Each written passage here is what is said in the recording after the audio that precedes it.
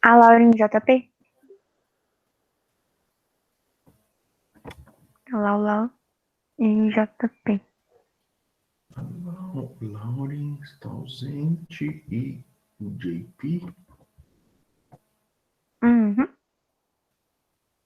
Muito bem, obrigado. Pronto, já registrei aqui então as faltas. Deixa eu salvar.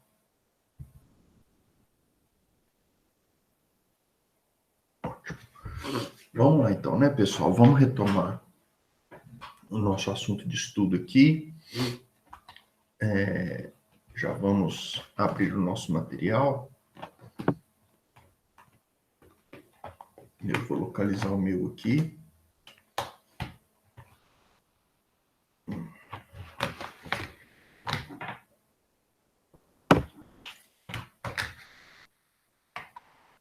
Para a gente poder retomar o nosso assunto.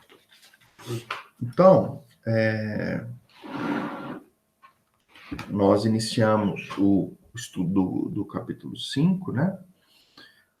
Na nossa aula anterior, e dentro deste capítulo, cujo título é Os Gênios da Filosofia Alemã, nós vamos tratar três grandes pensadores, que é o Hegel, o Marx e o Nietzsche.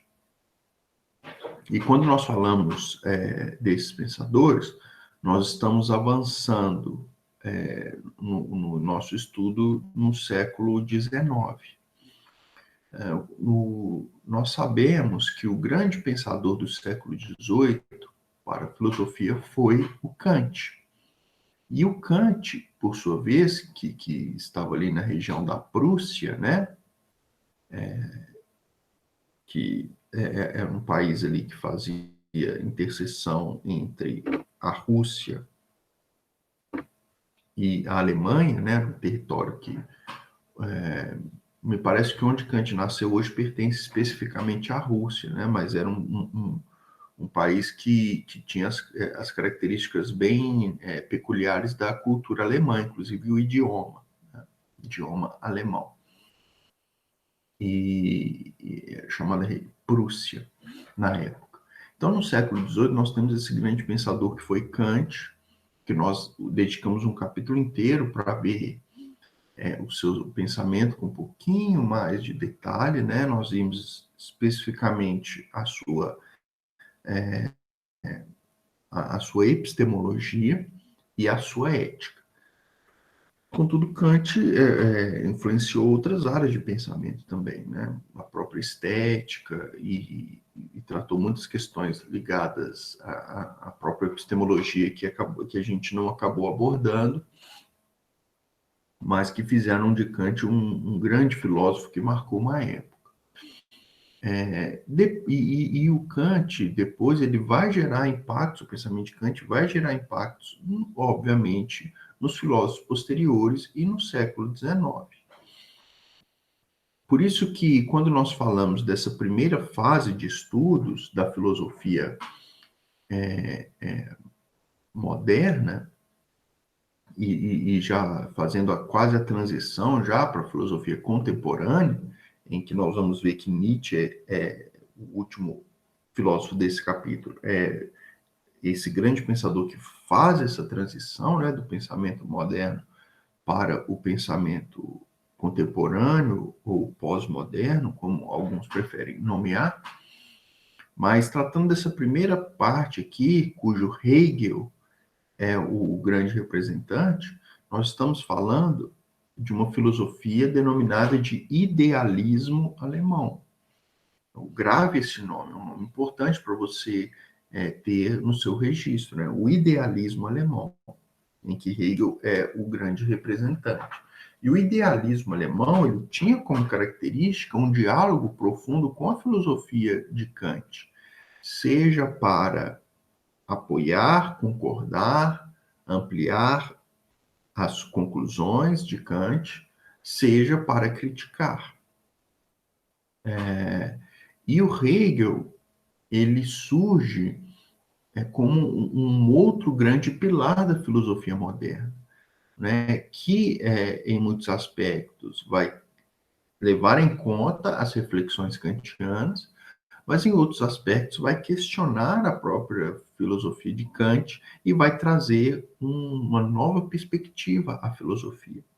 Uma das críticas que Hegel faz a Kant é sobre a falta de sistematicidade do pensamento kantiano, na visão de Hegel.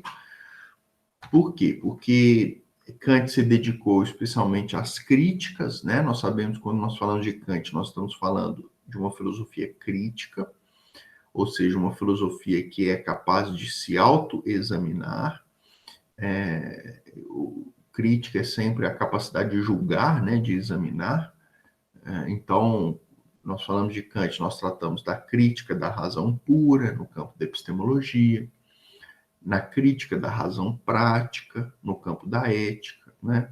Na crítica do juízo ou da faculdade de julgar, no campo da epistemologia, da estética, desculpe.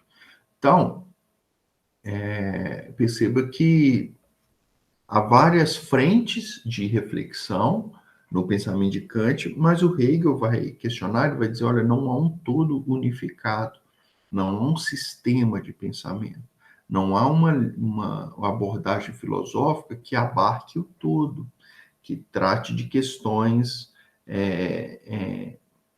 de ordem mais universal, que tenha um pensamento mais fechado, mais completinho, né?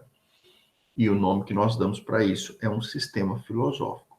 E o que Hegel vai fazer é justamente propor este grande sistema filosófico que é a sua própria filosofia.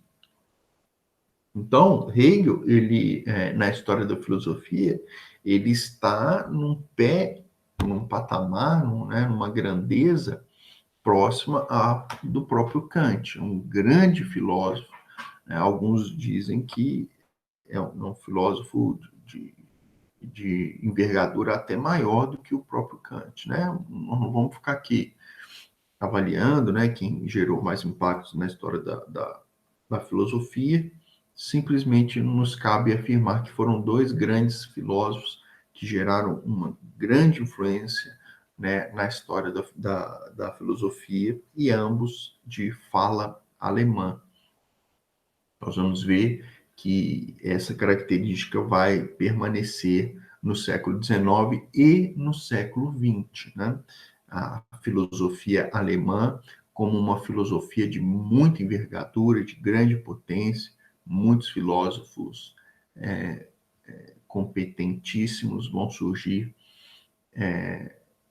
nessa região aí da Europa, tá bom?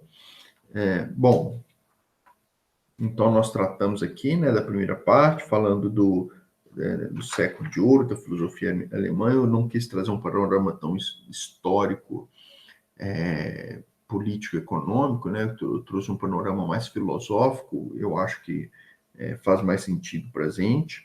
E aí, nós já começamos a tratar na aula passada da perspectiva que Hegel faz da história.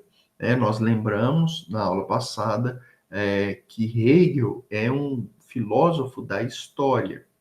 E aqui cabe uma reflexão importante, né, que eu já trouxe para vocês na aula passada, mas que eu quero reforçar com vocês nessa aula. A diferença que nós estabelecemos entre história da filosofia e filosofia da história. Cuidado com o jogo de palavras aqui, porque são significados bem diferentes. Quando nós falamos história da filosofia, é o que, em linhas gerais, nós temos feito aqui no nosso estudo de filosofia desde o primeiro ano, desde o ano passado com vocês. Nós viemos caminhando na história e vendo os principais filósofos dos períodos que vão surgindo na história, né, e as conclusões filosóficas que nós podemos extrair a partir desses pensadores. Então, isso é fazer uma história da filosofia. Agora, quando nós fazemos uma filosofia da história, perceba que agora o nosso objeto de estudo passa a ser a própria história em si, enquanto esse fenômeno da realidade. A história é um fenômeno da realidade. e quanto fenômeno da realidade, nós podemos analisá-la numa perspectiva filosófica. Então, fazer uma filosofia da história é buscar entender como funciona a história, o que é a história, quais são as características da história, quais métodos podemos empregar para compreender, né, o fluxo da história. Então, é uma análise sobre a história enquanto tal, né? E o Hegel, ele vai fazer uma grande filosofia da história, além de tudo, tá bom? Nós vimos também, e aqui é mais uma recapitulação da aula passada, para fins de fixar bastante esses temas da filosofia de Hegel com vocês, nós vimos também, quando nós tratamos especificamente de filosofia da história, nós vimos a dialética que Hegel propõe. Então, essa dialética, ela está a partir da análise entre três termos, que é a tese, a antítese e a síntese. E nós vimos que é no jogo desses três termos que a história se desenvolve para Hegel. A história nada mais é do que este fluxo, do que este movimento de embates e encontros entre tese, antítese e síntese. A tese surge como um modelo de pensamento, a antítese, a partir deste primeiro modelo de pensamento, surge como um novo modelo de pensamento que está disposto a questionar o primeiro aspecto, né, o primeiro modelo, que é a tese, então, tese e antítese, e a partir deste encontro, deste embate, deste, podemos dizer assim, né, um conflito, um diálogo entre tese e antítese, surge uma terceira vertente, que é a síntese, né? A síntese, que é uma superação da tese e da antítese. Por sua vez, após superado tese e antítese, a síntese surge agora como uma nova tese. Ela passa a ser considerada uma nova tese. E como uma nova tese, ela, por sua vez, também vai ter a sua antítese, e no embate entre tese e antítese surge uma nova síntese. E aí a síntese passa a ser uma nova tese, que vai ter uma antítese, e podemos ir ao infinito com essa afirmação, com essa lógica, né? E aí, então, você tem todo o desenrolar da história. Veja que o desenrolar da história é um desenrolar dialético, é um desenrolar de encontros e desencontros, de fusões de ideias, de superação de ideias, e isso vai fazendo com que haja, então, a história, especialmente a história do pensamento humano, né? Que vai se desenvolvendo, mas não só do pensamento, das culturas, dos costumes, das tradições, do direito, né? Que é um aspecto cultural que vai se firmando no decorrer dos anos. Aqui no material didático de vocês tem um exemplo de como isso poderia funcionar, né? Vamos lá na página 10. Nós temos aqui o diálogo entre a tese de Hobbes, uma antítese de Pico della Mirandola, gerando uma síntese de Merleau-Ponty. São três filósofos, né? Cada um com as suas ideias. Vamos para a leitura dos quadrinhos aqui, para que você tenha um exemplo disso. Então, nós primeiros temos o surgimento de uma tese de Hobbes, de que as ações humanas são determinadas pela natureza má do ser humano. Então, uma tese. As ações humanas são determinadas pela natureza má do ser humano. Aí vem Pico della Mirandola e propõe uma antítese a essa ideia.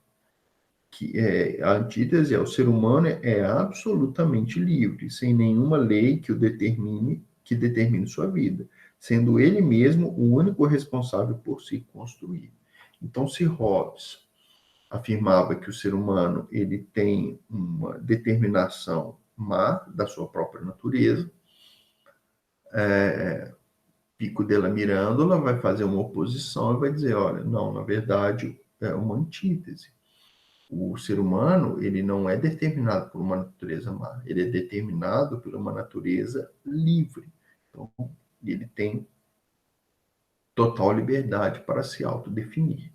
E aí, neste embate entre o ser humano tem liberdade ou não tem liberdade, você tem uma terceira via, que é a síntese de Merleau-Ponty. Ele vai dizer o seguinte: defende uma liberdade situada ou real. O ser humano é livre, mas a sua liberdade efetiva-se dentro de certos limites, que poderiam ser de ordem natural ou de ordem social, né? Pois existem leis que limitam e direcionam suas ações. Então, perceba que entre a afirmação, de um lado, uma tese hobbesiana de que o ser humano não tem liberdade, porque ele sempre age direcionado ao mal, e a tese de uma liberdade absoluta, né, que é uma antítese, na verdade, né, uma antítese de Pico della Mirandola, de que o ser humano tem uma liberdade absoluta, surge uma síntese deste embate, que é o ser humano, ele tem uma liberdade limitada.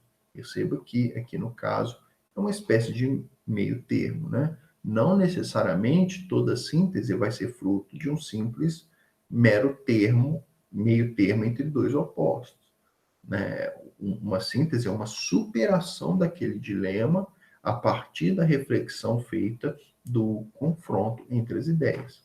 Um exemplo que fica mais claro para a gente é o estudo que nós fizemos dos dois capítulos anteriores. Os dois capítulos anteriores servem como base para a gente pegar um outro exemplo aqui de tese, antítese e síntese. Então, nós vimos no penúltimo capítulo que nós estudamos, nós vimos as duas grandes correntes epistemológicas da modernidade. Nós vimos que, por um lado, haviam os racionalistas e, por outro lado, haviam os empiristas. Então, os racionalistas surgem com a tese de que o ser humano ele possui conhecimentos inatos que independem da experiência. Essa é uma tese. Surge, então, uma antítese dos empiristas, que vão dizer que, na verdade, o ser humano ele não nasce com nenhum conhecimento inato, né? E que todo conhecimento que ele obtém é por meio da experiência. Então, nós vemos aqui que surge uma tese, dessa tese surge uma antítese, e no último capítulo nós vimos que Kant ele faz uma espécie de síntese deste problema. Há uma superação desse dilema em que Kant vai dizer, olha, na verdade, nem os racionalistas estão totalmente certos e nem os empiristas estão totalmente certos. A superação, a síntese que nós podemos fazer deste problema é afirmar que, por um lado, o ser humano ele já nasce com os pressupostos, as condições de obter o conhecimento, um aparelho cognitivo capaz de obter dados da experiência e transformar esses dados em informação, em conhecimento. Por outro lado, todo o conhecimento que é obtido por meio do nosso aparelho cognitivo depende necessariamente, né, da nossa experiência sensível. Né? Então, não há conhecimento para além da experiência sensível.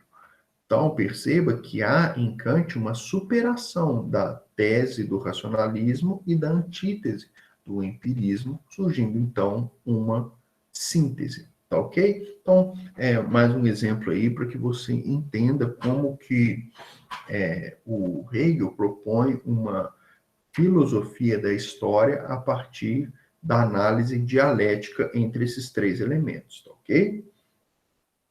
Além disso, Hegel ele vai propor uma outra análise da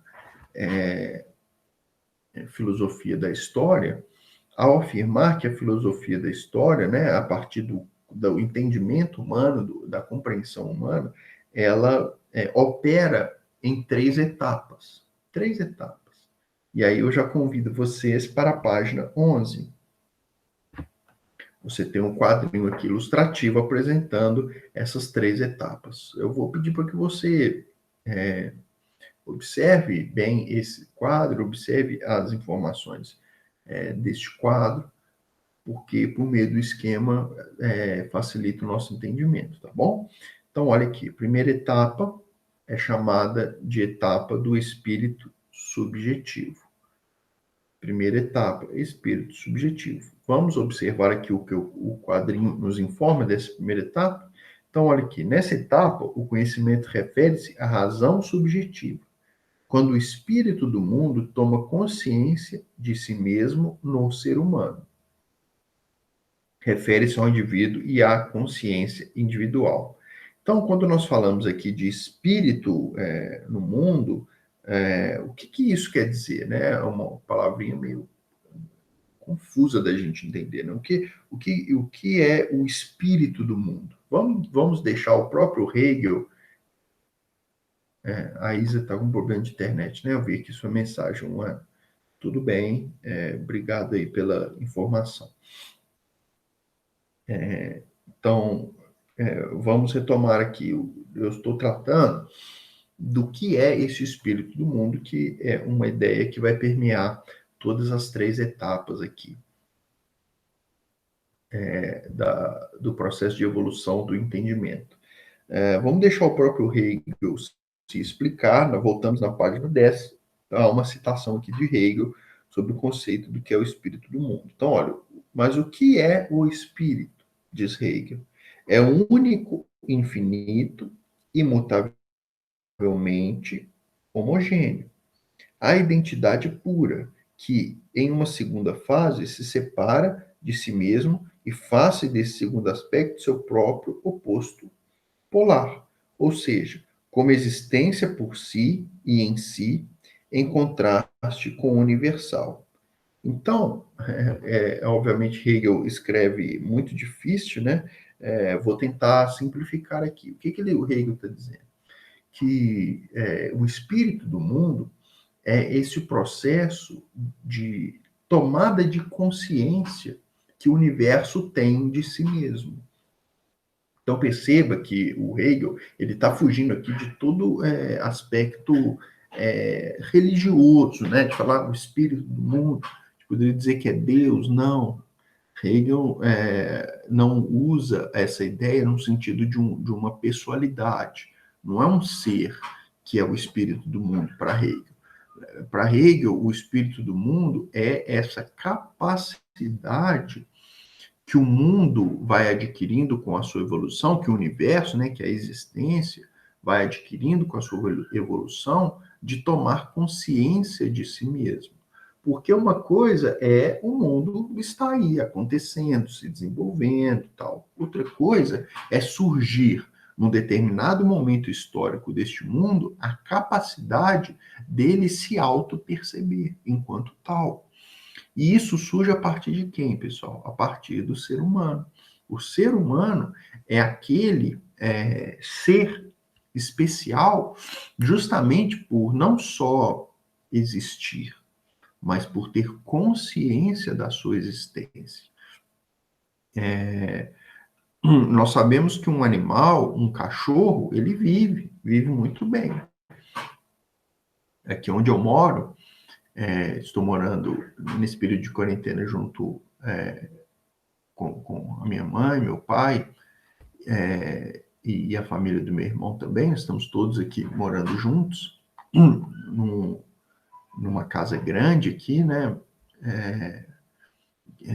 que minha mãe tem.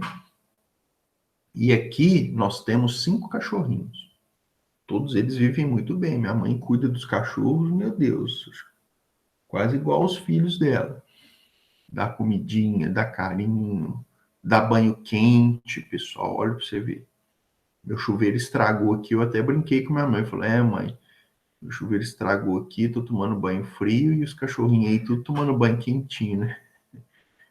Foi uma brincadeira que eu fiz com ela, né? O chuveiro aqui é instalado, não é só trocar, tem que mexer numa parte elétrica, precisava de trabalho e tal. E os cachorrinhos aqui vivem muito bem, pessoal. Come ração de primeira, tem uma casinha, né? Uma casinha grande que cabe todos eles, né? Que é uma casona, na verdade. Então, eles vivem muito bem, eles têm a sua existência.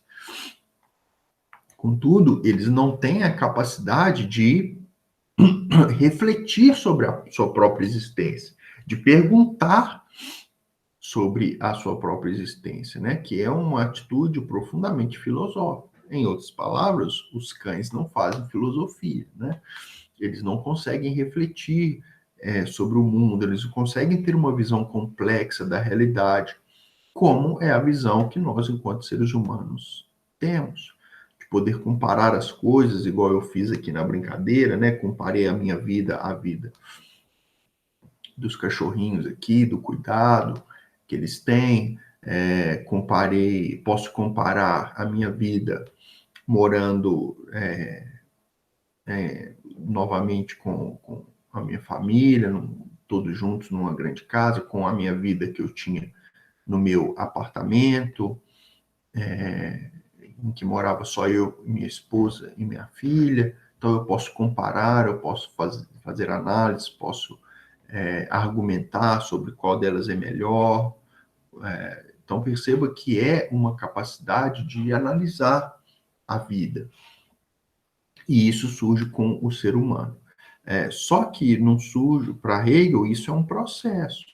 É um processo em que o ser humano ele vai lançando cada vez mais essa sua consciência do mundo e de si mesmo e vai aprofundando isso. E é isso que Hegel vai desenvolver nas suas etapas aqui, né? Deixa eu ver aqui o chat movimentou um pouquinho aqui. Ó, Augusto aí, beleza, tudo bom? Tô te vendo agora. A Isa me deu bom dia aqui, mas a Anister falou que depois ela caiu a conexão, né? Mas eu acho que já tá de volta aí. O Breno riu aqui, né, da minha brincadeira.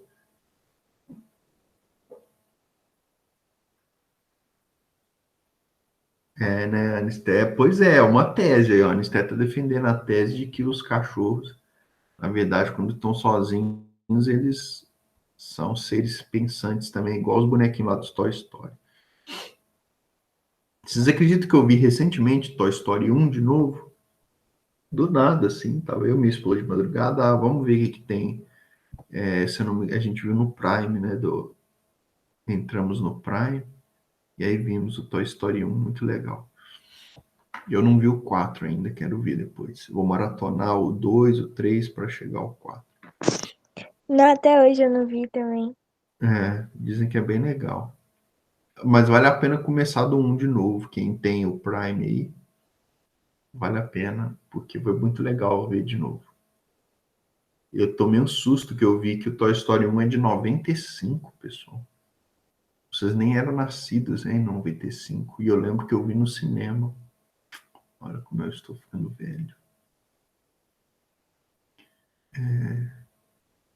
A Anister também disse que não viu, tá doido para ver. Vale a pena, hein? Meu irmão falou que é muito bom. Eu também não vi. Mas como tinha muito tempo que eu nem lembrava do Toy Story, eu vi o primeiro e aí, quando der tempo, eu vou ver o segundo e o terceiro para depois ir pro quarto. Mas enfim, pessoal. Vamos para a segunda etapa aqui deste processo de consciência num determinado momento da história, né, enquanto espécie começa a se auto-perceber, não é isso? Então surge a primeira etapa, nós avançamos posteriormente para a segunda etapa, que é o chamado espírito objetivo. Então, neste momento, o razão objetivo toma consciência do ser humano enquanto ser social, inserido em uma coletividade, família, sociedade, Estado. Refere-se, portanto, às instituições e aos costumes construídos historicamente pelas pessoas em sociedade. Então, no avanço da história, primeiro, o ser humano toma consciência de si, né, e começa a viver a partir dessa nova perspectiva, e, num segundo momento, o ser humano ele não toma simplesmente consciência só de si mesmo, mas ele toma consciência de uma realidade social de qual ele está inserido. E aí nós temos, por exemplo, a formação do Estado, das instituições e toda a complexidade que surge a partir disso.